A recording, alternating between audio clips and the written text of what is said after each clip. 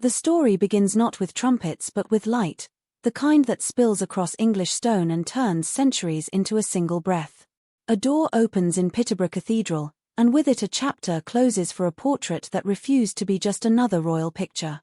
Two figures step from canvas into permanence, His Royal Highness Prince William and Her Royal Highness Catherine, the Prince and Princess of Wales, captured at a hinge moment in history, when they were still the Duke and Duchess of Cambridge, and the Crown's next act was an outline rather than a script. Commissioned in 2021 through the Cambridge Royal Portrait Fund and lovingly held by the Cambridge Community Foundation, this was never meant to be a trophy for a private wall. It was a promise to a county, a thank you to a people who lent their title to a young couple learning how to carry both duty and daylight on their shoulders. When the painting by the talented Jamie Corrith first met the public in June 2022 at the Fitzwilliam Museum, the reaction felt less like applause and more like recognition. Here were William and Catherine as the world knows them when cameras look away, composed but not distant, elegant without performance, modern without forgetting where the staircase begins. He stands with that quiet usefulness that has become his signature, tailored lines, a blue tie, one hand at ease, the other ready to work. She stands beside him in emerald, the color reading like a thesis on renewal, a dress that glows rather than shouts, fabric choosing grace over spectacle, posture of a woman who has learned that the smallest gesture can steady a crowded room. Light and shadow do their old, patient work, edging cheekbones, softening a glance, suggesting not a palace but a feeling of space wide enough for everyone watching to step into. Then the portrait did the most UN royal thing a royal portrait can do. It left its pedestal and went touring. Village halls, community spaces, corners of Cambridge that don't get coach tours, rooms where school children point, where grandparents tell stories, where couples pause a weekend errand to stand a little straighter.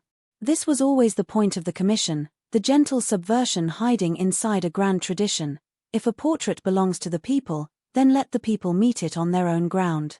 And the people did, bringing their curiosity and their opinions and that particular British habit of noticing details that curators miss. Look at her hands. His thinking. They look like themselves. That last line, again and again, they look like themselves. Now comes the part that feels inevitable in hindsight and thrilling in the moment. On Wednesday, the Lord Lieutenant of Cambridgeshire, Julie Spence, Her Majesty's voice in the county and a tireless cartographer of local pride, gave the news the portrait had been waiting for, a permanent home in Peterborough Cathedral. One sentence on social media and the geography changed. No longer a traveller, the canvas would become a landmark. No ticketed vault, no hush behind velvet rope, just a great Norman space that has held queens to their rest and faith through storms, opening its arms to a modern image of a future king and queen consort. If ever a building understood how to frame a moment, it is this one, with its iconic west front like three fingertips raised in ancient benediction, its nave long enough to hold 1,000 footsteps of history, its air tuned to a note that makes strangers feel at home. There is a kind of poetry in that placement that doesn't need explaining but rewards it anyway. Cathedrals turn time into architecture. Portraits turn a heartbeat into history. Put the two together and you get a conversation across centuries about service, steadiness, and the art of carrying the gaze of millions without dropping any of the ordinary minutes that give life its meaning. Visitors who come to see the portrait will raise their eyes to the vaulting and feel the way the past puts a hand on your shoulder and says, softly, continue. And in return, the portrait will remind the stone that it is not a museum but a living place with a living story, the story of a family learning how to be national without ceasing to be personal. Look again at the choices Jamie Corrith made, because they matter now even more than on unveiling day. The background is restrained, a whisper rather than a shout, so that your attention doesn't wander into wallpaper and miss the point.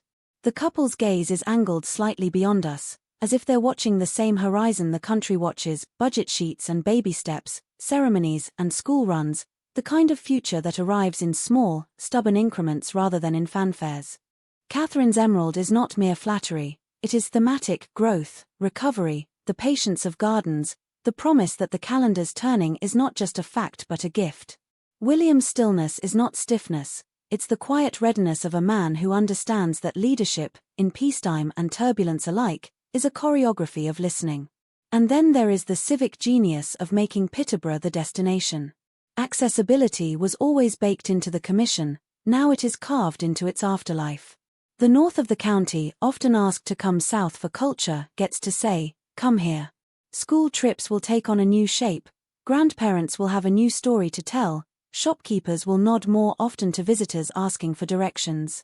Tourism is part of it, yes, and the cathedral will enjoy that ripple, but so is the subtler currency of belonging.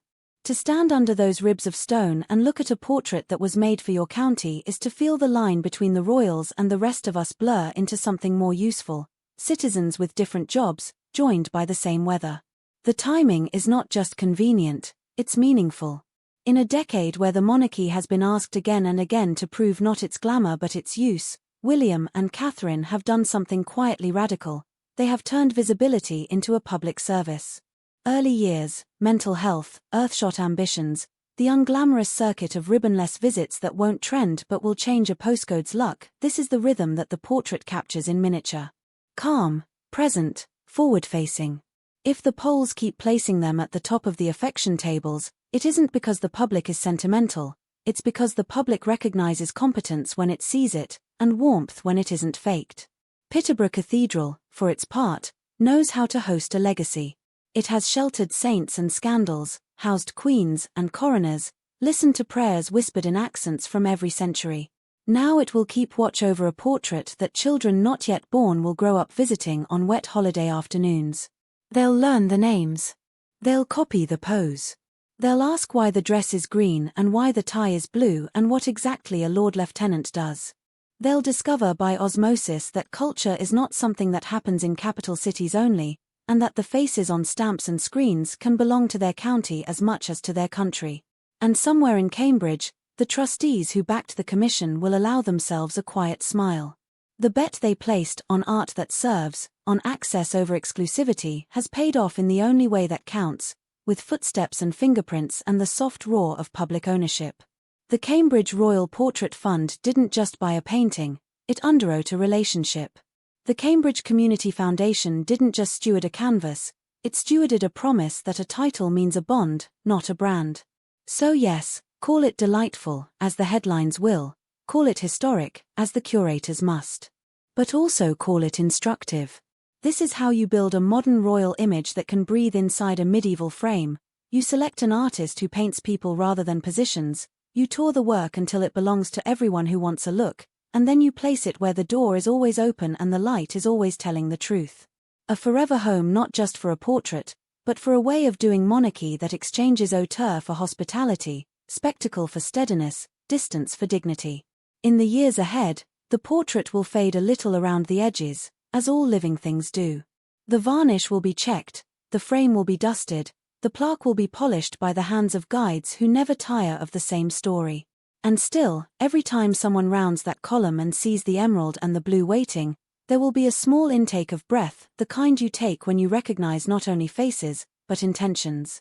William and Catherine, poised between yesterday's title and tomorrow's crown, captured in the moment when promise turned into practice.